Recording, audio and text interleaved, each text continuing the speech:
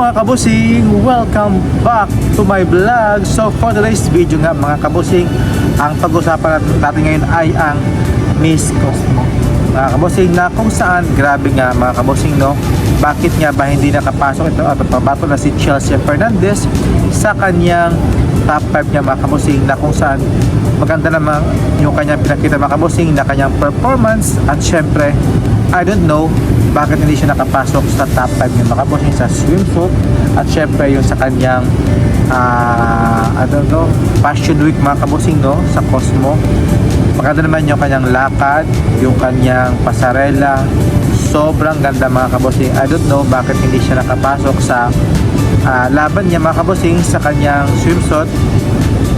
At iba mga kabusing nakapasok, pero siya talaga hindi nakapenetrate sa top 5 kahit sa top 10 niya mga kabusing. Wala talaga atang pabato na si Chelsea Fernandez. Pero sa mga survey nga mga kabusing sa iba't ibang Latin page, na ito nga si Chelsea Fernandez is number 1 niya sa kanilang list mga kabusing. Pero sa actual lang Miss Cosmo is wala ito sa top 5 niya mga kabusing. At dyan si Panama yung sa list na Miss Cosmo, si Myanmar, si Brazil, si Mexico, si Sierra Leone mga kabusing.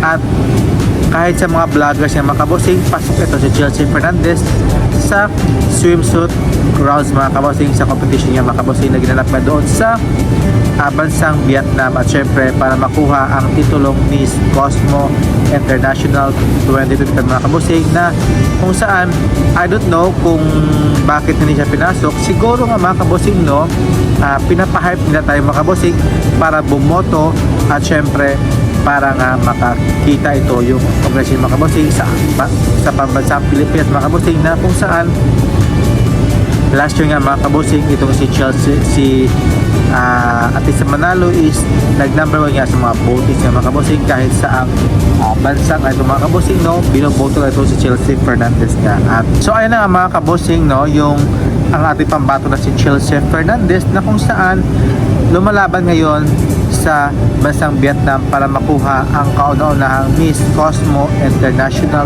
2025 mga kabusing, na lahat talaga ng mga pageant vloggers mga kabusing, nasa list talaga itong si Chelsea Fernandez. Kung hindi siya sa top 5, number 1 talaga mga kabusing.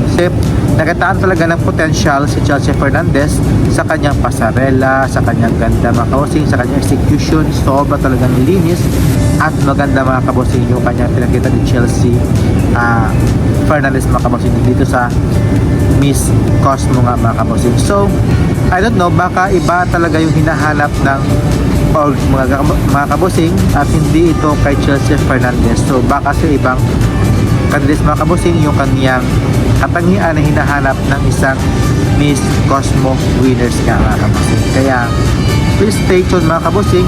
At syempre nga mga kabusing, huwag tayong mawalan ng pag-asa mga kabusing para suportahan ang ating pambato na si Chelsea Fernandez. So alam naman natin mga kabusing na lumalaban ito si Chelsea Fernandez para makuha talaga ang titulong Miss Cosmo. At alam naman natin mga kabusing no, na kitang-kita naman talaga mga kabusing yung pinapakita ni Chelsea Fernandez sa kanyang laban mga kabusing, when it comes sa kanyang execution, sa kanyang lakad, sa kanyang performance mga kabusing. Itong si Chelsea Fernandez, palaban talaga ito mga kabusing sa kanyang laban niya mga kabusing dito sa Miss Cosmo. Kaya happy ako mga kabusing sa kanyang performance, kahit hindi man siya napasama sa top 5. At least pinakita ni Chelsea Fernandez yung kanyang magandang laban niya mga kabusing. At syempre I'm so happy na yung kanyang performance from day 1 to end mga kabusing is sobrang lakas naman talaga mga kabusing yung kanyang performance. Kaya sana sa dating na finals at syempre sa coronation mga kabusing, may uwi ni Chelsea Fernandez sa kanyang kauna-unahang dreams mga kabusing, na magkaroon tayo ng Miss Cosmo Crowns nga mga kabusing. Kaya thank you for mga kabusing, and thank you for watching, and assalamualaikum, and congratulations and advance mga kabusing. Kahit mag top 5 siya, top 3 or mga kabusing, I'm so happy na mga kabusing. At syempre bye bye and syukran mga kabusing, and kapukap, bye bye.